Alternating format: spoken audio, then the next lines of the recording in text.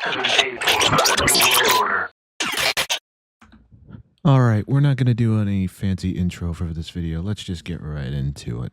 Ooh, what's going on, everybody? It is your man, Big Dog here, and welcome to a type of video I've never really done before, but something that I've been wanting to try. And that is a top 10 video. Now, this top 10 video is basically going to be me outlining some of my favorite games of all time. Now, before you guys get on my case, let me be very clear about a few things. Number one, this is my opinion. This is not based off of anything that the gaming community has come to an agreement on. This is not anything that nobody has influenced my decisions on some of these games. This is just strictly based off of my views and my opinions. Now, if you disagree with my views and opinions in this video, that is perfectly understandable. But it is what it is. And I hope you still enjoy it, regardless of whether or not my opinions are something you can agree with. Now, without further ado, let's get started with number 10.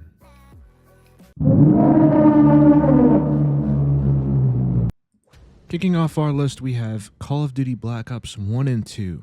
Now, I'm going to be honest with you guys. The reason this is like this is because I couldn't decide which game to include in this list, so I decided to include both of them because they're both, in my opinion, my favorite Call of Duty games of all time, especially Black Ops 1's. Being that it was the first COD game that I ever played, I loved the story. Dead Ops Arcade was a lot of fun. The multiplayer, while I sucked dick at it, was pretty fun, and not to mention playing zombies as JFK or John McNamara or Castro or Richard Nixon. Let's be honest, it's great. Now, Black Ops 2, I like for the reason of probably one of the only times I think Call of Duty really did this is with choices and multiple endings. Granted, I don't think they officially confirmed the canon ending of the game, but I don't care. The game was fun to play. Was it another COD game? Yeah. Was it still good? Yes. In my opinion, Black Ops 2 is probably the last great Call of Duty game that we'll ever get.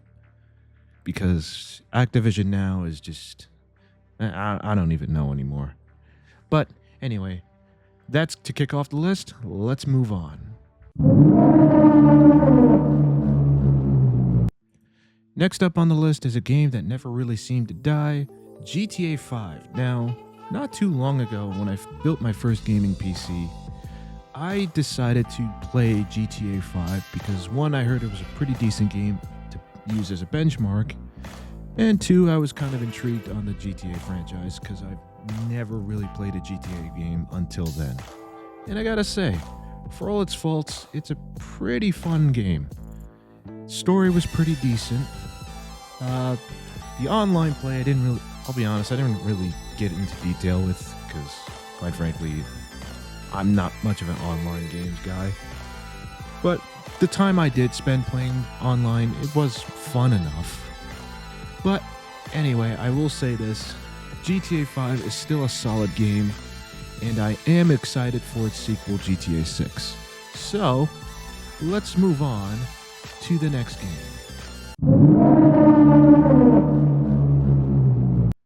Next up on the list, we have Cyberpunk 2077. Now, this one might be a little controversial because of the pretty rough launch that this game had back in 2020. However, with recent updates and also recent DLC, I feel like this game has really come a long way from where it started. Now, again, I'm not going to excuse the rough launch. I'm not.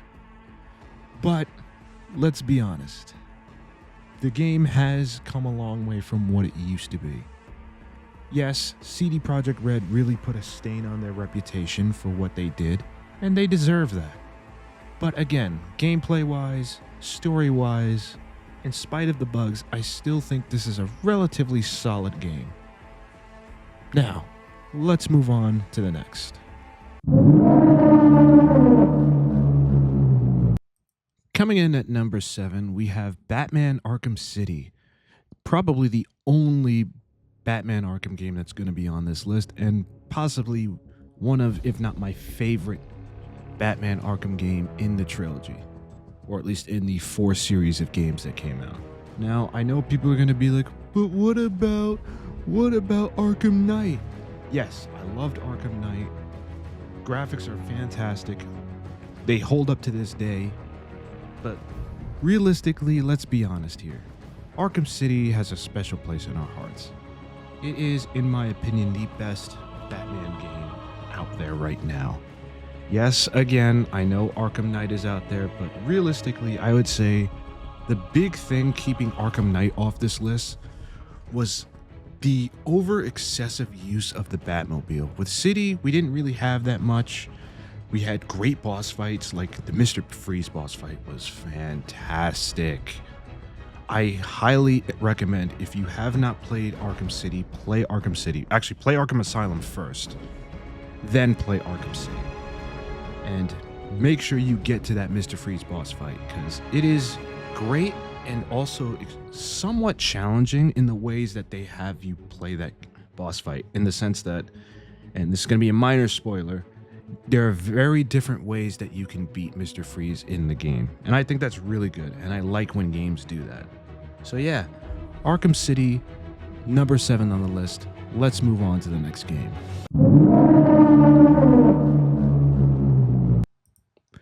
Next up on the list, we have Assassin's Creed Black Flag, a game that I did not expect to be putting on this list, but here we are.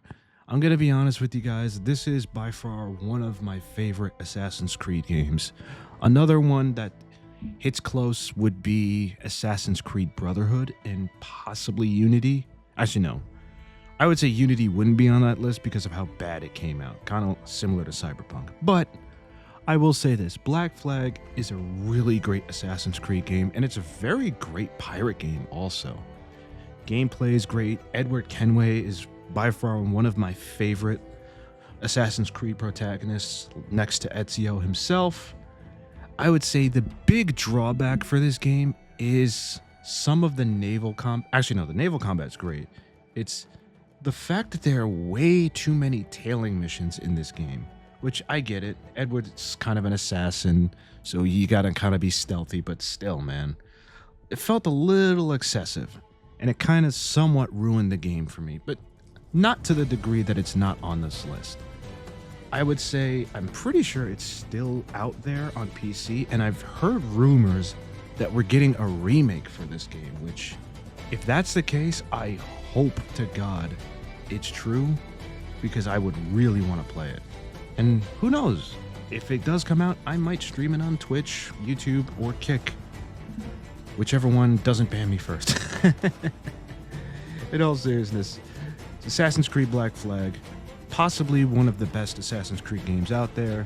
Probably one of the last great Assassin's Creed games, because let's be honest, the Assassin's Creed games we've been getting recently have been, they've been pretty mid.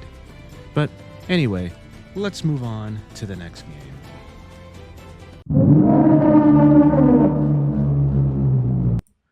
Coming at number 5, we have God of War Ragnarok. Now, I'm going to be honest with you guys. I haven't really played a lot of the God of War games. The only 2 I've really played are the rebooted game from 2018 and this game, God of War Ragnarok. And I gotta say, this is my favorite out of the 2. No shade against its predecessor, but this game takes what its predecessor does right and kind of expands it a little bit. Now, I will say the biggest thing I love about this game is the story. For those of you who don't know, I am a huge sucker for single-player games, especially single-player games that have great stories. And I think this gives Kratos a fantastic story with not only his son, but pretty much putting a bow on everything he's gone through in the God of War series. And I gotta say, I've really enjoyed that. Yeah, the combat gets a little repetitive at times. Yeah, there are some plot holes in the story, but that's fine in my opinion. And I gotta be honest, it's one of, if not my favorite God of War games of all time. Now, let's move on to the next game. Coming in at number 4, we have Spider-Man Miles Morales. Now, this is a spin-off game to the original Spider-Man PS4 game. And I gotta say, normally I would not be a big fan of Insomniac's Miles, but I will say this game is relatively decent in the fact that it does give us a little bit more of Spider-Man PS4 with less of the MJ missions, and quite frankly, yeah, it's a little on the shorter side. That's probably why this isn't higher on the list, but at the same time, still a great game, solid villain. Well, the main villain was a little iffy, but gameplay-wise, graphics-wise, this game is still pretty solid, and I would recommend it to anybody who's a big fan of the Miles Morales Spider-Man. Anyway, let's move on to the next game. Coming in at number 3, we have Spider-Man PS4. Now, originally I was going to put Spider-Man 2 on this list, but honestly, after thinking about it, I honestly think the first game is slightly better in the sense of gameplay-wise, story-wise to a degree, not overly better than the second game, but I will say the one thing I do like about the first game that they kind of took out for the second game, which I'm a little annoyed about, were the suit powers. Granted, most people use the Web Blossom suit power, but I don't care. It's still a cool mechanic in my opinion. And I gotta say, this was one of my favorite iterations of Spider-Man, and quite frankly, in my opinion, I feel like Marvel Comics should probably start making Spider-Man kind of replicate this version of Spider-Man, the PS4 version. But that's just my opinion. Anyway, back to the gameplay. I will say this gives Spider-Man one of, if not the best stories I've ever seen. Because, let's be real, quite frankly, his comic book counterpart's been going through it. But nonetheless, great game. Highly recommend it to any Spider-Man fan. Especially now that it's also on PC and has modding support. So go ahead and do that. Go ahead and download the game, buy it if you want. And yeah, let's move on to the next.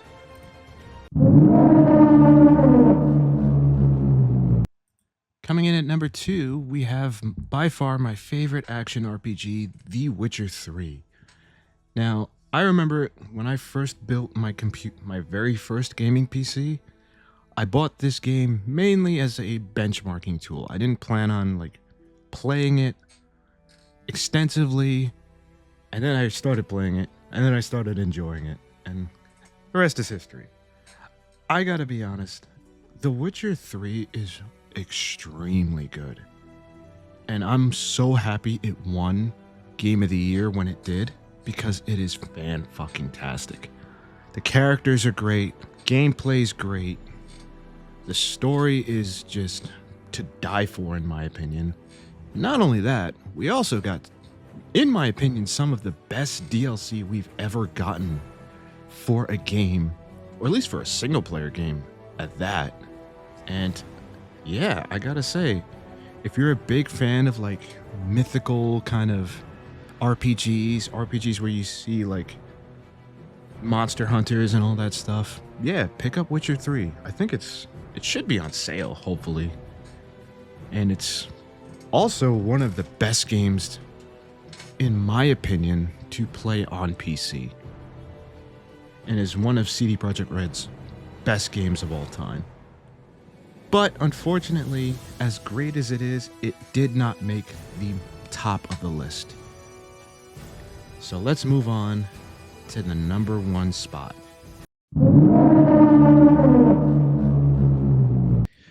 All right, everybody, real quick before we get to the number 1 game, I just want to say thank you all for being so patient with me. I know I haven't been the most consistent lately, but again, I appreciate your patience. I appreciate your support as always. Now, for the moment you've all been waiting for, the number 1 game in this list is...